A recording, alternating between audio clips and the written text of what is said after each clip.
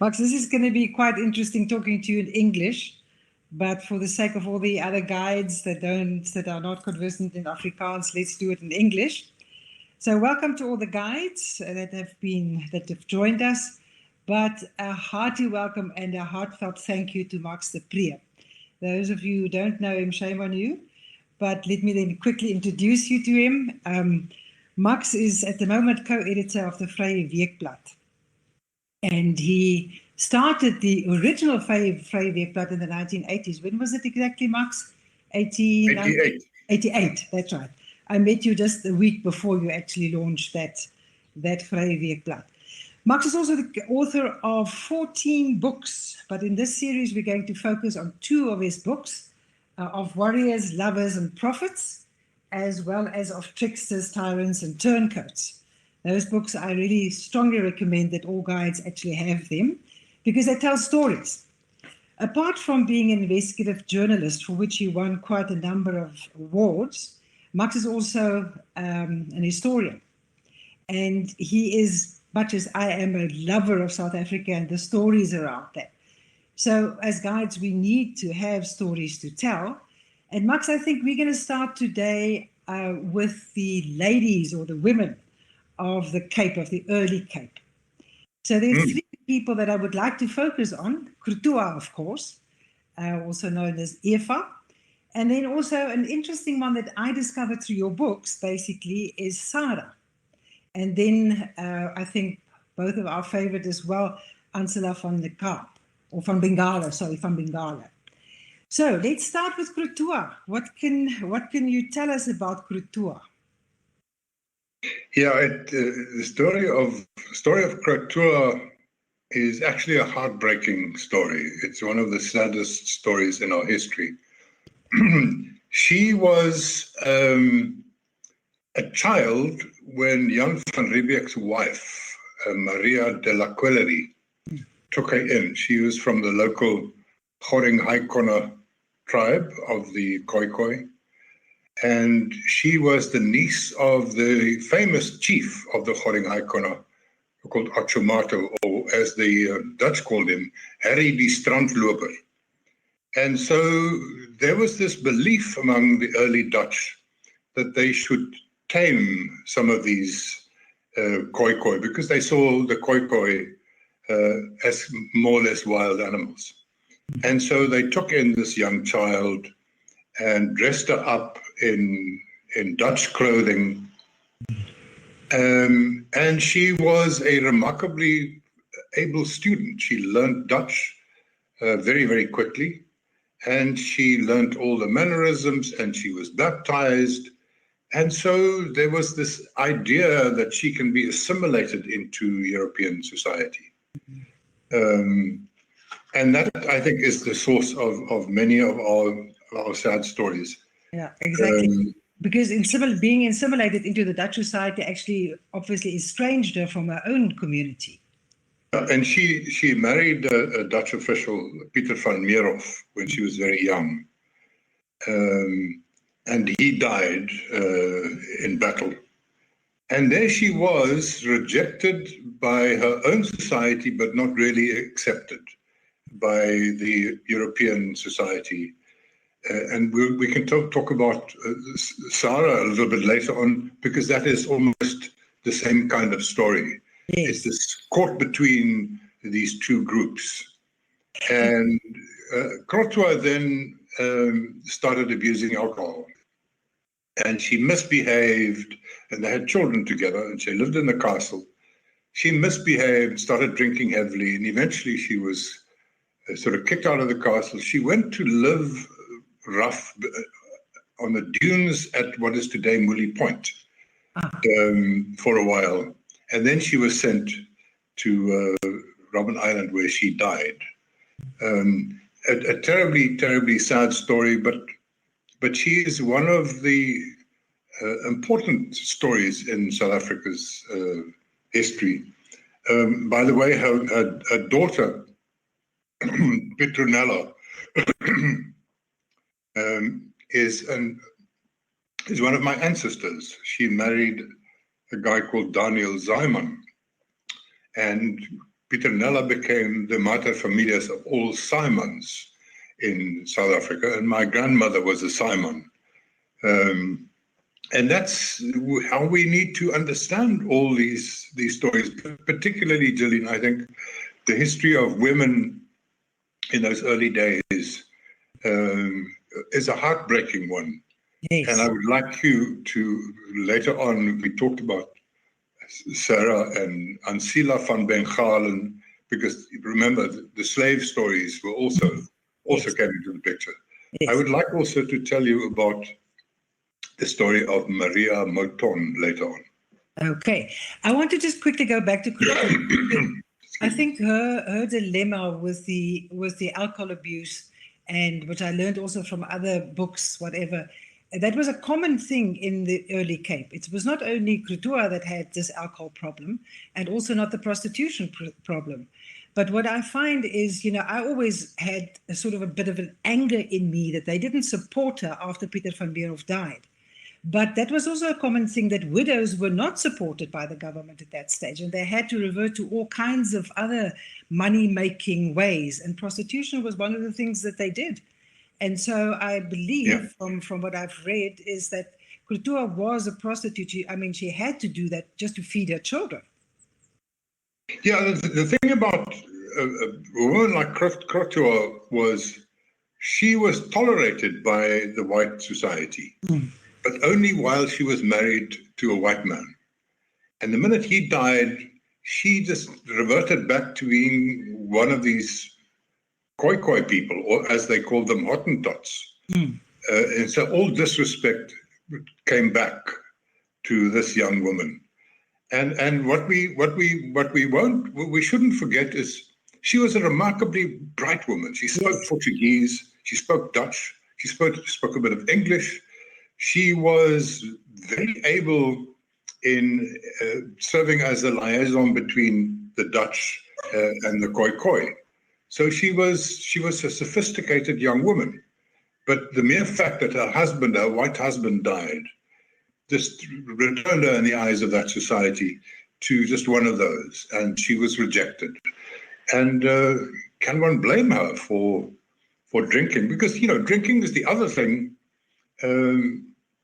The Dutch brought in alcohol to give to the Khoi people as kind of a pacifier and as a bit of a gift. But what nobody really foresaw was that the Khoi people didn't have any experience of alcohol. So in terms of their bodies, there was no resistance. Yes. And we saw the same thing among the indigenous Americans. It's not that they're genetically prone to alcoholism, as some people say. It's just that it was a new thing. And so white people at that stage had a centuries-old history of drinking alcohol occasionally. And so alcoholism became quite a bit of a problem.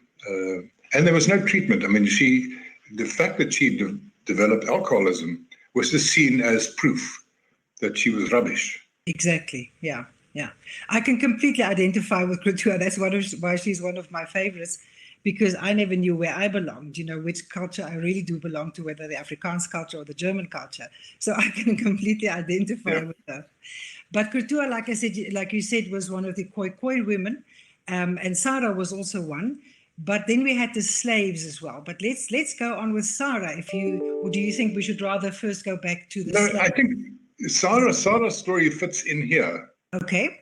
Because without any information, I surmise that Krutua must have served as a bit of a role model to Sarah, because they lived at the same time. Now, Krutua was in high society. She lived in the castle. She had all these fancy Dutch dresses, white husband, and privileged. And there was this young Khoi woman, Sarah. We don't know her Khoi name. That's why Sarah was what the Dutch called her. And she did the same kind of thing. Spoke Portuguese, spoke English, spoke Dutch. And assimilation also didn't work for her. And in 1671, we know she was working for a freed slave woman called Ancila van Bengalen at a garden plot where on the corner of today's St. George's Street and Castile Street. I remember the old Woolworths used to be right there. Mm-hmm. So Ancila, when she was freed, was given this garden plot. And so Sarah then went to work for her. And apparently this came out afterwards. A white man asked her to marry him. Mm-hmm. Mm-hmm. And her whole life then turned around this event. She was going to be allowed into this elite society because a white man asked her. And in the end, we don't know his name. In the end, he just said, no, I'm not going to marry you. And she was very despondent. She worked for Ancila van Bengalen. And what we know is in 1671, she hanged herself in the stables on Ancila's plot. The first and one of the really only examples of suicide among the Khoikhoi that we know of. And I find it a heartbreaking story. I've been to that spot a couple of times and looked around and tried to imagine the despair, the absolute despair that this poor woman had to feel.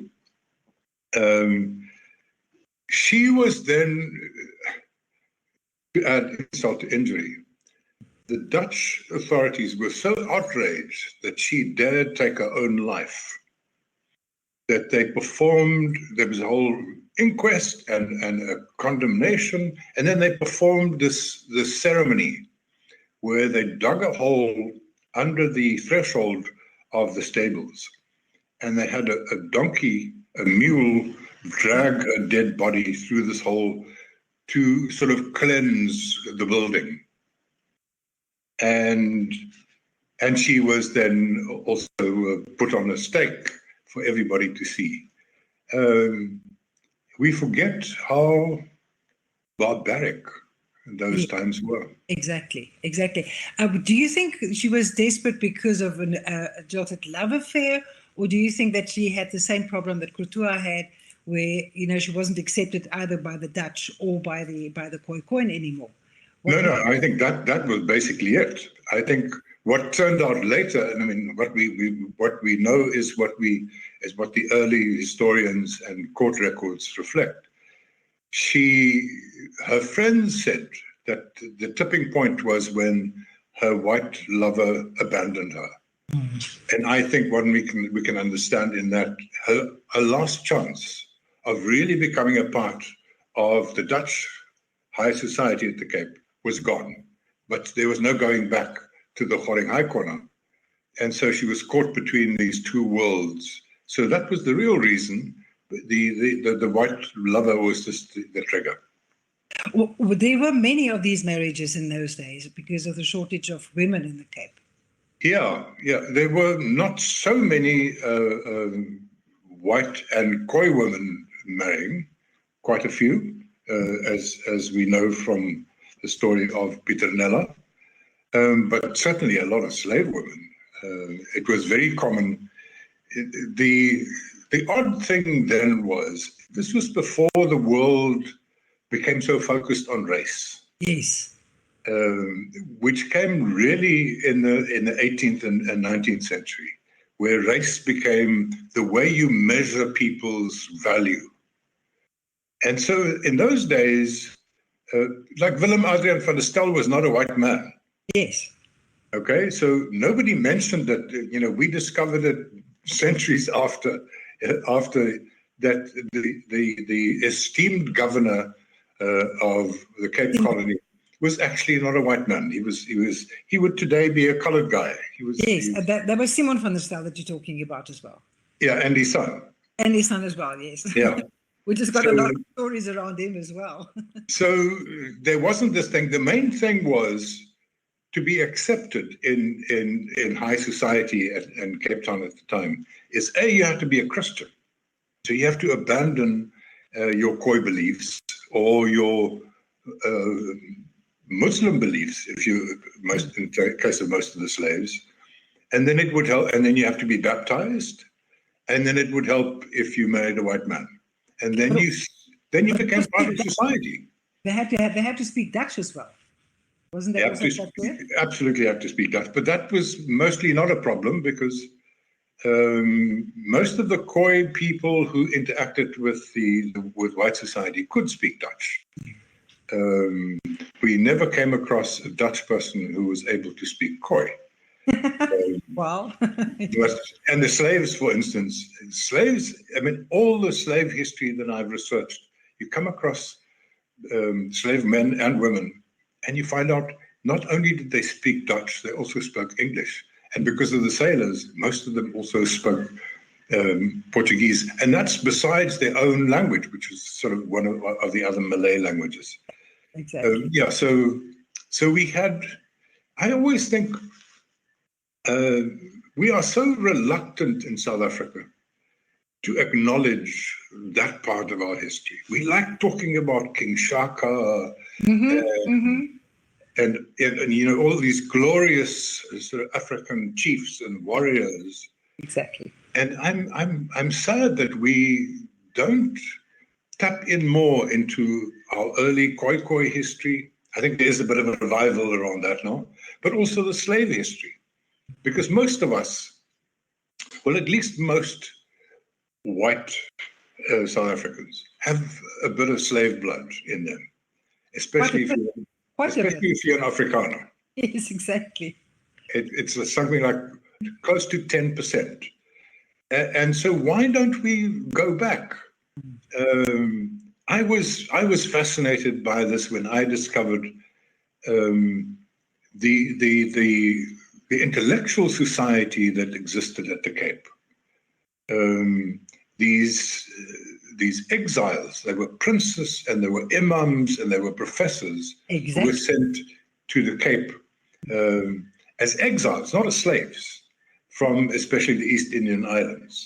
Sheikh Yusuf and Tuan Guru and all those kind of people. They were far more educated than any Dutch official at the Cape. I mean, they were international. Oh, sure. Sheikh Yusuf was the foremost Islamic scholar in the world at that point. And he was sent here. And interestingly, again, and I'm jumping around a bit, some of those people, like Sheikh Yusuf and like Ansila van Bengalen, owned their own slaves. Yes. I found that extremely interesting as well. Yeah. I was astonished when I discovered. Anyway, back to a quick reference to. Back to Sheikh Yusuf. We'll have to get back to him in the next series, but in the next session. Yeah. All I wanted the reason why I dragged him in is his one daughter. Yes. Is the mater familias of all Retiefs in South Africa. Exactly. I found that very interesting as well. Yes, absolutely fantastic. But Ansela van Bengalen was, for me, one of those women, the success stories. I mean, we hear so much about, Krutua and Sarah and those people that they didn't make a complete success of their lives. But she did. Ansela van Bengalen definitely did.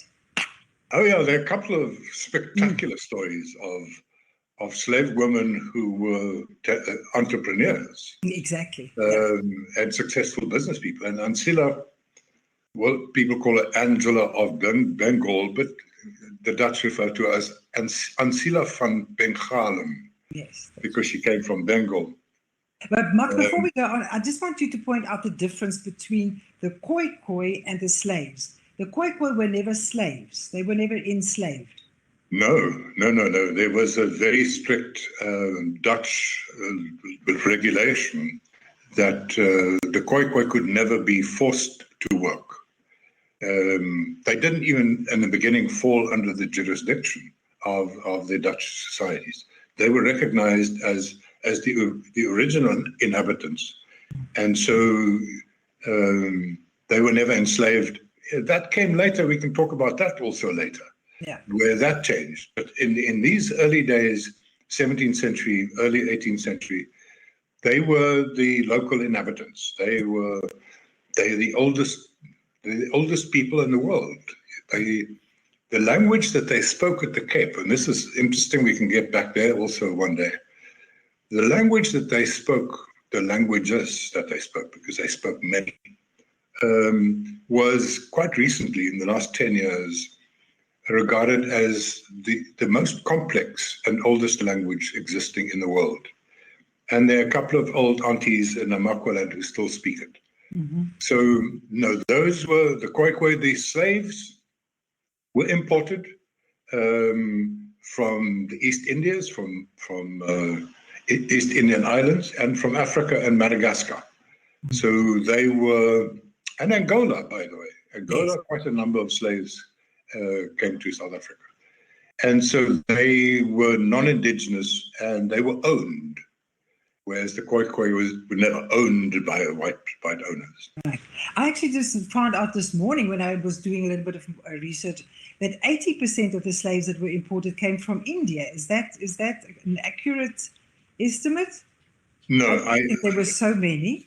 Yeah, I don't. I think in the end, I mean, there are different interpretations. There are quite a number of learned scholars, and even they don't agree where most of the slaves came from. We always thought that most of them came from the Indonesian islands, Yes. but only because those people played such a prominent role. A lot of them came from Angola and Guinea and Mozambique. A large number came from Madagascar, and then some from the Indian subcontinent. Right. But like I said, that was just something that I found quite surprising. I didn't think it was as high a percentage as 80%. And But 60,000 slaves were brought to South Africa, and not one of them left. In other words, all those early 60,000 people, and I mean, that's a lot. At one stage, there were more slaves than settlers at the Yes, Cape, exactly. or as many. All those 60,000 slaves, their DNA remained here. It's in you and me. Well, at least your Afrikaans part of you. My Afrikaans part, yes. Sure, definitely. But now, let's get back to Ansela. I can't wait. She was such an amazing woman. And also, her children were also quite amazing. Like we said, Pieternella van die Kaap was Pieternella, daughter, yeah. And she also married a white guy. But like I said, also Ansela van Bengale.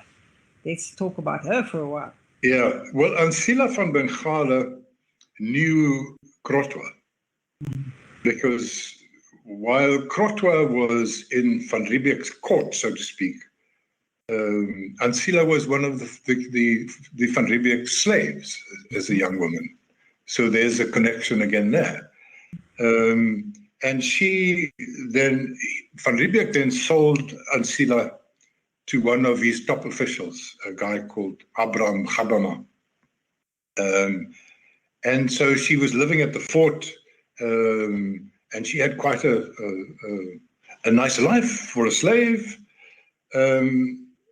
But then he left, this official left, and he was so fond of her, and she was such a talented young woman, that he set her free. And she was the third slave at the Cape to be set free. So quite unusual. And she was so talented and sociable. I mean, she was a very likable woman, that she made a lot of friends, and quickly they gave her this garden plot in what is today the Cape Town CBD. Just go back quickly, Max. So whenever a slave was set free, they were called free blacks, right? Yeah, they were free. And then they got some land as well.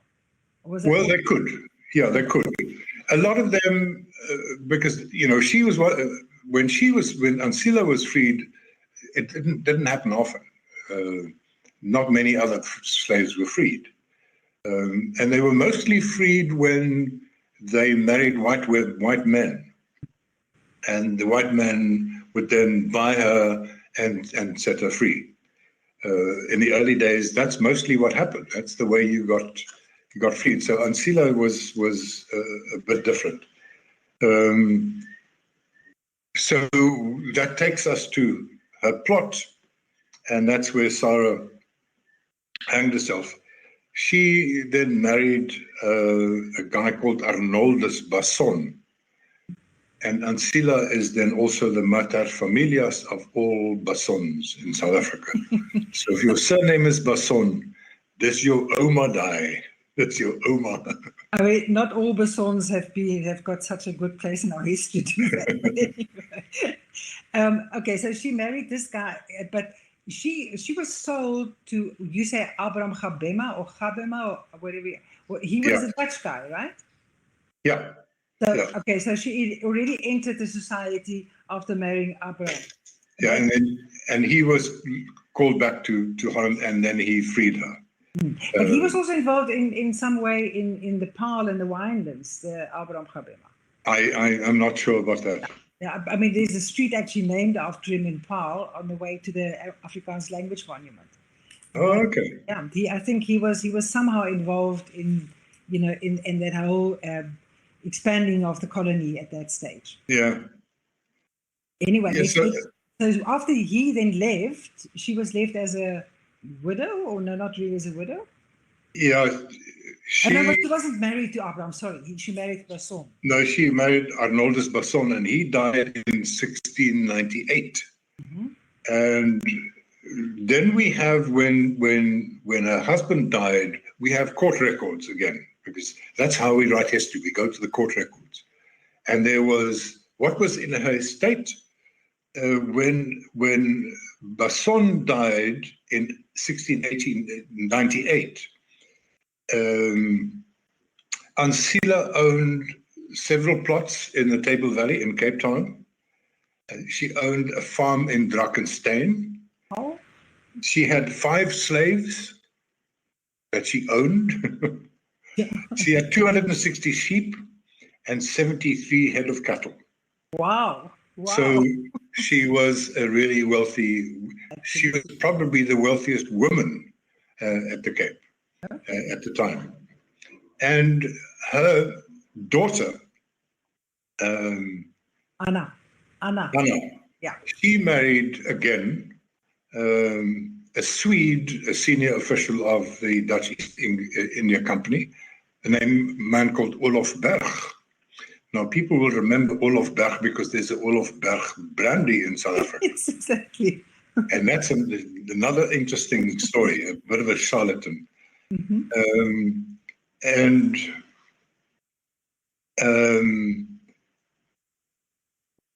When she died in 1733, Anna Berg, Ancila's daughter, was by far the wealthiest woman at the Cape. She owned many houses in what is CBD Cape Town now.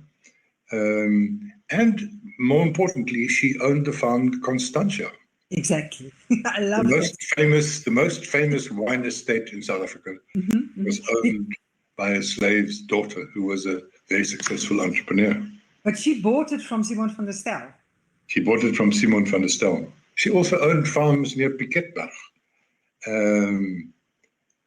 And she had, when she died, she owned 24 slaves. What? It is amazing. Absolutely amazing. So, I mean, she was also accepted by the society. She was part of the high society of Cape Town. Oh, she was right to the end. She was the Queen of Cape Town. Wow. And we don't know what she looked like, but she must have been quite dark-skinned. Yeah, I'm always wondering, why don't we have any portraits of these people? I mean, there must have been some artists who wanted to do all portraits. Yeah, I've never seen a portrait of them. If anybody finds one, I would love to see what she probably looked like. I would love to see that, but I mean, I can just imagine the strong woman and, just going forward. So this was fantastic to meet. I love looking at those old portrait paintings. Yeah, exactly. And I'm always reminded of people cheated at the time with these paintings. Okay. They paid to look more beautiful. And then you get to the case of Jan van Riebeeck, who was a short, unpleasant-looking man, not the man that we used to see on on our banknotes. Exactly. Not that we see. That was completely a different guy. The historians at some point decided Jan van Riebeeck didn't look impressive enough, and they used another guy and held him up and said, "Yo, this is the Volksplanter." Yeah, well, no, fine. The Volksplanter we can talk about. But like you rightly said now, I mean, Volksplanter in a way, but many of us, most of us actually have our Volksplanten with a koi coin either or of the slaves. Yeah, well, Jolene, at some point people need to also look at Jan van Riebeeck himself, because Afrikaner nationalism turned him into the Volksplanter, the man who established white society here. It's not really true. He was only here for a few years. He didn't leave any children. He was desperate to go. He never believed that this was going to be a colony of Holland. He was only here against his will to grow some vegetables and get some meat for the passing ships. So he's a very unlikely Volksplanter. Well, exactly. Exactly. Yeah, he was just, and he was a bit of a scallum. He was a bit of a charlatan. He was convicted of selling some VOC stuff and doing business for himself while he was in their employ. So he was a very unimpressive man. But Afrikaner nationalism wanted to have a face. They wanted to have a guy. And so Jan van Riebeeck, still today, talk about Jan van Riebeeck being he was an inconsequential man. There are many others after him. The Van der Stels were more important. For sure, absolutely. They did. I mean, I always think that Simon van der Stel was manic in a way, but, he just worked very hard. But I also heard that Jan van Riebeeck was caught with his fingers in the till in the East, and then was called back. And just because his father was high up in the year 17, that he was given, instead of a jail sentence, be sent to Cape Town. So that's a story I heard as well. So that could be true, could not be true. No, he was recalled. I think it was Japan. He was recalled from Japan because he did illegal business, and he was under suspension from the VOC. And it took years for him to get back in employ, and being sent to Cape Town was a bit of a punishment. Yeah, exactly. It was not the nicest job in the world. I've got far more respect for his wife. I mean, I think she did some good stuff here. But like you said, there were no descendants from them that stayed here. No, they all left. But his granddaughter apparently visited Cape Town a few years later or decades later, and she didn't find Cape Town a very pleasant place. No. This Johanna van Riebeeck or something. I mean, they would have been called Johanna at some stage, many were. Yeah. But I read that she came back and she didn't give a very good report of what was happening. Interesting thing about van Riebeeck's wife, that she was a French Huguenot. Yes, exactly. In a sense, she was the first French Huguenot at the Cape. But again, didn't leave any descendants while, No. So the Volksvater. I'm just smiling now, thinking that when I did my practical exam to become a guide, I had to walk, sort of the road down the Herengracht and at least, and I completely, sort of halfway, the examiner stopped me and said, "Didn't you forget something?" I said, No, I didn't. I spoke about this and this and this. And they said, no, you forgot something. And what did I forget? Jan van Riebeeck's statue. So maybe there was something in me that was rebelling against that. But yes, I will never forget his statue in the future. But he was not the guy that we were taught at school. I'm waiting for a movement to get the state to erect a statue to Krotwa to stand right next to Jan van Riebeeck in Adderley Street in Cape Town. There is actually one. There was one made, but I don't know where it is. It was for a short while. It was at the castle, but it's not there. There's a small one there. There's still a small one there. Yeah.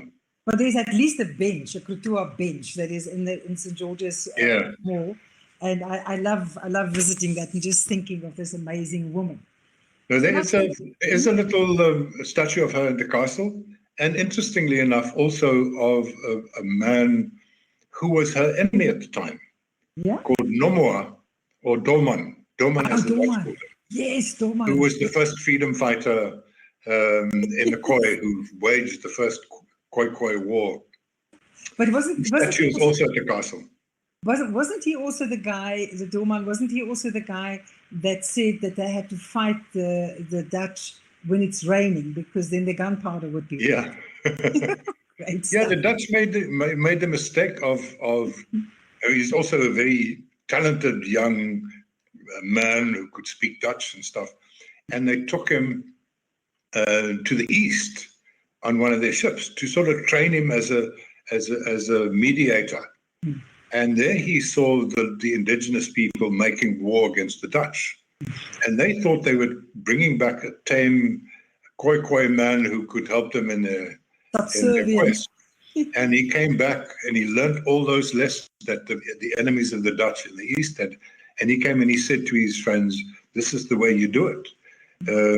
We can't do full-on battles on them, but what we do is we can steal their cattle and we can burn their outposts.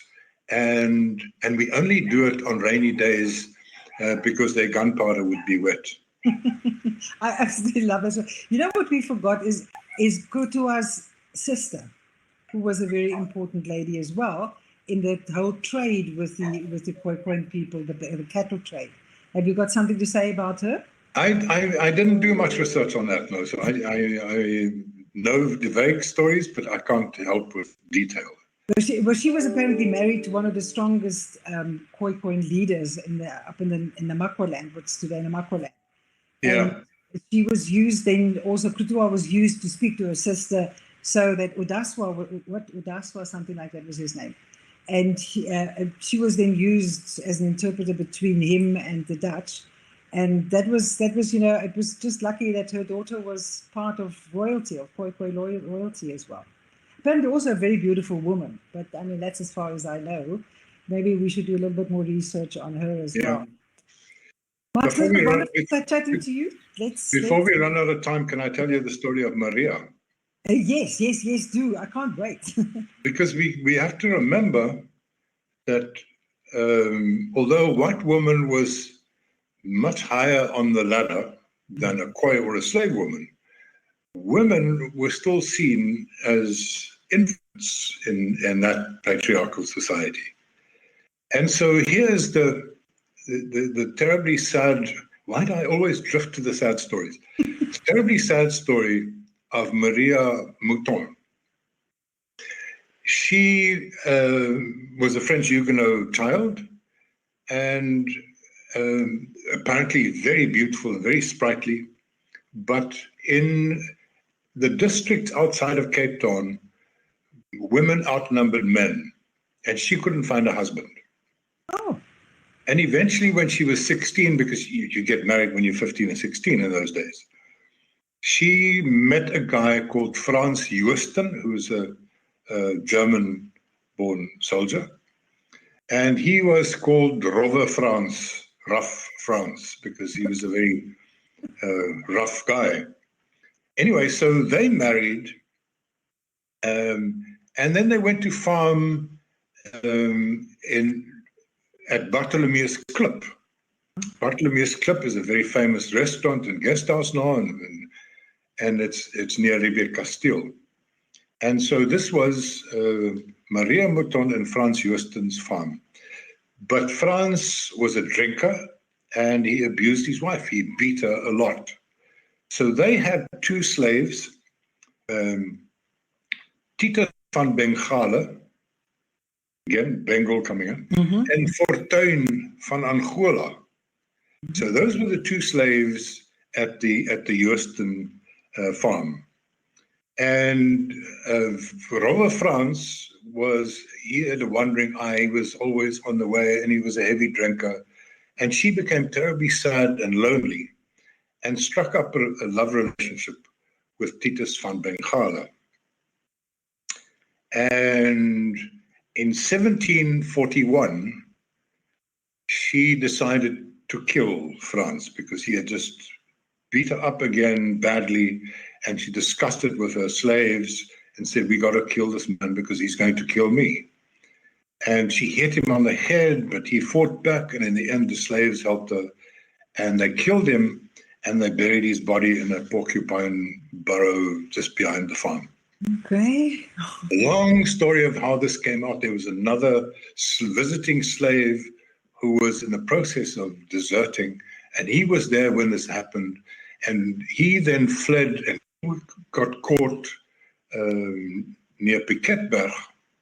And he then went to the Dutch authorities and he said, if you save my life, because a deserted slave got killed, if you save my life, I'll solve the crime for you. And he came with the whole story of how Maria and Titus and Fortuin killed Frans Joosten. And so the story is very interesting because there's a transcript of the entire court case over many days of who said what in this affidavit and this cross-examination in the Cape Archives. It's fascinating. Anyway, in the end, they were the two slaves and Maria were tortured badly, and they came out with the entire story. The two slaves were all three of them were condemned to death. Maria's face was scorched to make it black.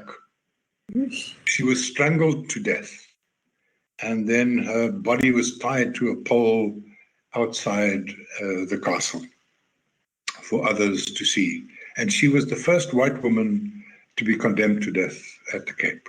Oh, yeah. So love didn't work out for her.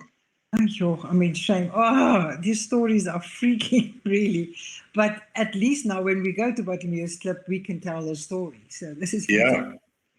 Yeah, you can actually go there. Some of the old buildings are still there. So Bartimeus Klip it's a good place to go. They also make excellent food. But yes. That's where this whole drama played out. Yeah. I mean, there are so many of these farms that have got these stories. So I hope that we will have a next one where we can talk about more stories. I mean, I know there's quite a bit in Solom's Delta as well, and some of the other farms. But thank you so much. And I really think this is an honor to have had you on the show. And hopefully we will have this more. Thank you so much. Thank you very much. Nice talking to you guys.